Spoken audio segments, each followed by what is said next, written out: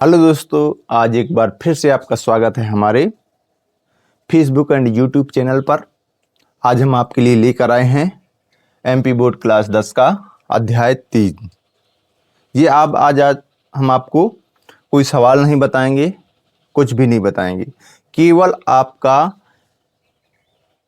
Knowledge के लिए, आपके नॉलेज के लिए अध्याय 3 से संबंधित परिस्थितियां बताएंगे, कठिनाइयां बताएंगे, क्या क्या हो सकता है। भाई, किसी चीज़ को बिना जाने, बिना परखे, बिना समझे यदि कोई कार्य करते हैं, हमें उसमें दिक्कत जाती है।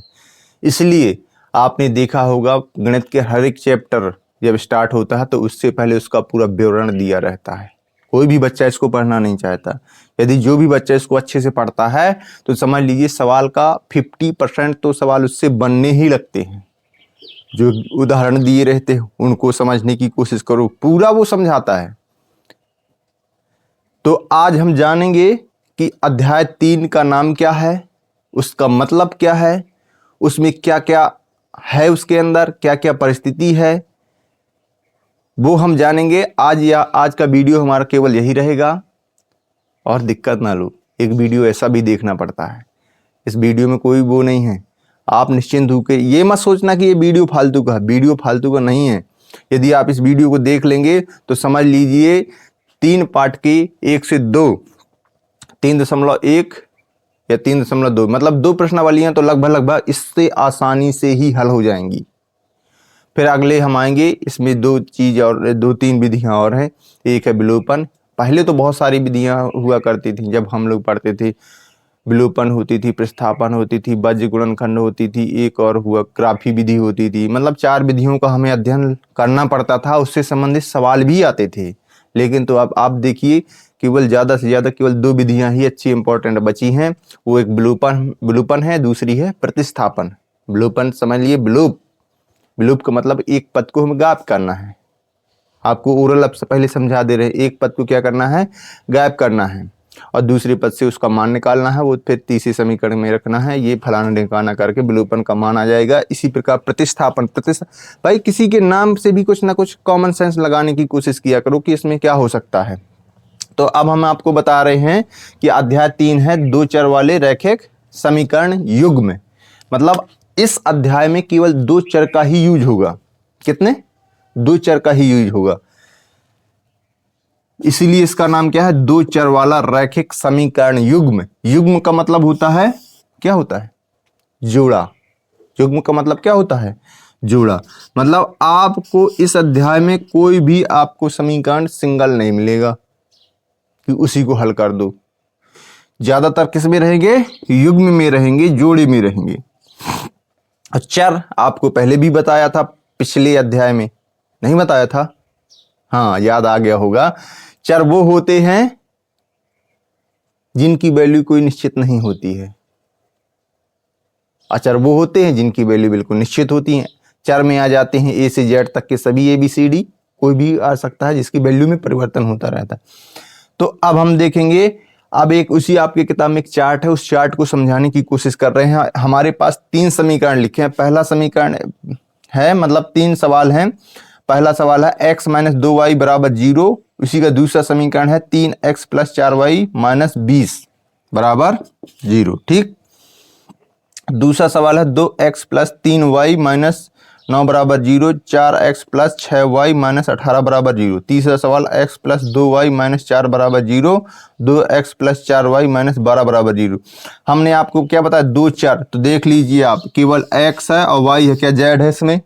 तीसरा चर है? नहीं होगा, क्योंकि पाठ का ही नाम क्या है, 2 चर वाला रैखिक समीकरण। और इससे बहुत ही इंपॉर्टेंट समझ लीजिए कि 1-2 सवाल तो आना ही है, चाहे विलोपन का है चाहे प्रतिस्थापन का है। आपको संपाती, समांतर और प्रतिच्छेदी रेखा वाला भी 1-2 नंबर का क्वेश्चन आपसे पूछेगा। इसलिए आपके, यदि आपको अच्छी परसेंटेज चाहिए गणित में, आपको 95 से ऊपर, 95-100 के बीच में नंबर चाहिए, तो आपको बारीकी से ही समझना पड़ेगा। अब कोचिंग में जाओ, आप उसकी सीधी सीधी सवाल हल करके, हमसे तो गणित बनने लगी, केवल सवाल बनने लगे, ना कि आपको उसकी बारीकी है। जो आपको 1 से, मतलब आपको 25 से 30 नंबर का जो विकल्पी आते हैं ना, यदि ये आपसे नहीं बनेंगे तो आपके अच्छे मार्क नहीं खींचेंगे। और ये सब चीज़ें सीखना है तो आपको बारीकी चीज़ें जो हम बता रहे हैं उसको सीखना होगा, समझना होगा। तो अब हमने ये 3 हमारे सवाल हैं, इसको इसी सवालों से संबंधित आपको कौन कौन सी परिस्थितियाँ क्या क्या होता है उसको समझना है। वैसे ही आपको अन्य सवालों में यही फॉलो करना है, लागू करना है। तो हम देखते हैं, आपका ये x वाला जो पद होता है यानी x के जो गुणांक होंगे वो क्या कहलाएंगे, a1, ऊपर वाले सवाल समीकरण का a1, a2, a1, b1, ये c1, a2, b2, c2 ऐसे याद करना है। a1, b1, c1, a2, b2, c2, a1, b1, c1 यानी 3 पद है ना, तो a1 हो गया, b1 हो गया, c1 होगा। क्यों 1 इसलिए जोड़ेंगे क्योंकि हमारा दूसरा समीकरण भी दिया है ना, और दूसरे समीकरण में जोड़ देंगे a2, b2 और c2। तो अब देखेंगे हम यहाँ पे हमने लिखा है a1 बटे a2, यहाँ पे देखना a1 का गुणांक क्या है, 1 है, और a2 का गुणांक क्या है, 3 है। a2 में क्या है, 3 है ना, x की जगह x का गुणांक 3 है, तो 1 बटे 3 ये आसानी से समझ में आ गया। b1 बटे b2 यानी ये b1 का पद कहलाता है, तो 2 माइनस 2 बटे प्लस का 4 माइनस 2 बटे 4, c1 बटे c2, c का मान हमारे पास कुछ नहीं है तो 0 बटे, और c2 का मान है माइनस का 20। ये इतना आ गया होगा समझ में। अब हम देखते हैं इस दूसरे सवाल में a1 बटे a2 यानी 2 बटे 4, b1 बटे b2 यानी 3 बटे 6, c1 बटे c2 यानी कि माइनस 9 बटे माइनस का 18। ये देख 2 बटे 4, 3 बटे 6 माइनस 9 बटे 18। अब यहाँ देखेंगे a1 बटे a2 1 बटे 2, b1 बटे b2 2 बटे 4, c1 बटे c2 यानी माइनस 4 बटे माइनस का 12, 1 बटे 2 2 बटे 4 माइनस 4 बटे 12। केवल वहाँ से वैल्यू को हमने यहाँ पे रख दिया है, कोई दिक्कत नहीं है, आपको 1-2 बार करेंगे आपके समझ में आ जाएगा। तो ये है हमारा अनुपातों की तुलना। अब हम इसमें कंपेयर करेंगे कि ये जो हमारा क्या 1/3 ये तीनों आप में तीनों पद है कि आपस में मैच कर रहे हैं।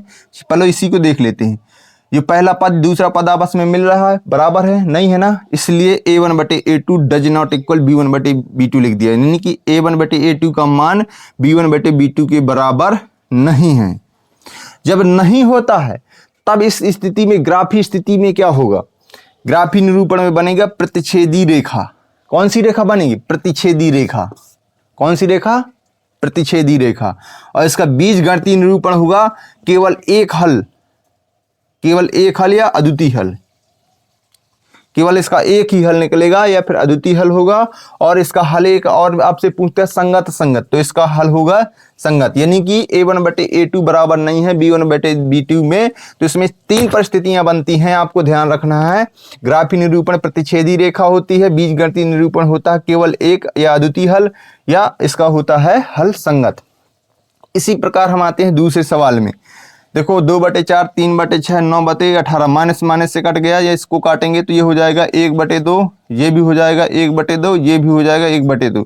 तो आप देख रहे होंगे तीनों मान, तीनों पद a1 b1 c1 यानी कि a का पद b का पद c का पद तीनों आसपास में बराबर निकल आए।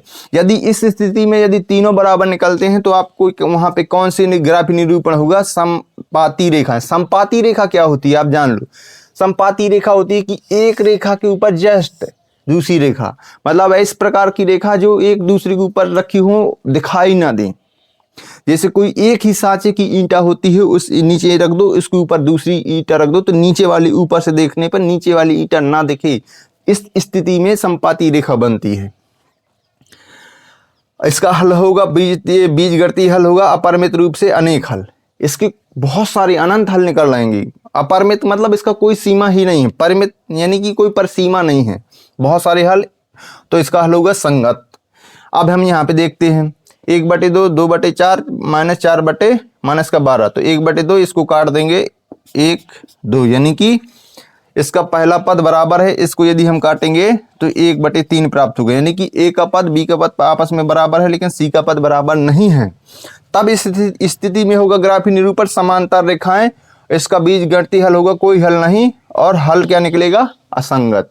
तो ये आपको समांतर रेखाएं क्या होती, समांतर रेखाएं, ये समांतर रेखाओं की परिभाषा होती ऐसी दो रेखाएं जिसको अनंत तक आगे या पीछे कितना भी बढ़ाया जाए वो भविष्य में कहीं भी किसी भी परिस्थिति में एक दूसरे को प्रतिच्छेद या फिर काटती नहीं है।